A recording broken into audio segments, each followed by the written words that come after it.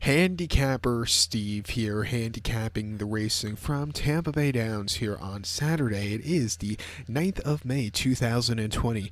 Gonna look at the 8th race from Tampa, but before I get onto that, remember to please follow me on Twitter at Horse Racing Kid 5 for more selections for race courses around the world, and also join me Monday for the return of the French racing from Longchamp. You have some good group races there, so join me for that. But the 8th race from Tampa, it's a very exciting race. It's a starter allowance race, purse $20,500. Races for 4-year-olds and upwards never start for a claim price $25,000 or less in 2019 or 20. They're going the distance of ground, 10 horses of 2,200 meters, or the longer trip of ground of a mile 3/8 on the turf course. 2,200 meters, a mile 3/8 turf course. And in the last few weeks, we've been seeing quite a lack of these long distance races. So when I see them, I like to handicap them because they're exciting to handicap and to watch, of course. But there are 3 turns around here. The top selection, we're going to go with the veteran here, the 4-horse projected. We'll go 4-8-2-9 in the superfecta, 4-8-2-9 super. Top selection, 4-horse projected. This 8-year-old gelding by Showcasing Eddie Keneally trains. Daniel Centeno gets the mount, and he's on a quick turnaround. His most recent outing came the 3rd of May here at Tampa. 1 mile claiming 16, and he won by 1.5 lengths. He finally got back to his winning ways. First win in nearly 2 years. He stalked, slowly moved his way up, and he quickened up nicely, and he got the job done. Didn't even look like they got to the bottom of the horse. Quick turnaround of 6 days today. Longer trip, which I think he's been crying out for lately.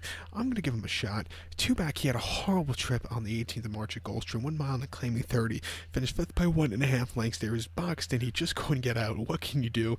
You know, some trips just happen like that. And then before that, he ran off 75 at Gulfstream, mile 16th, February the 12th.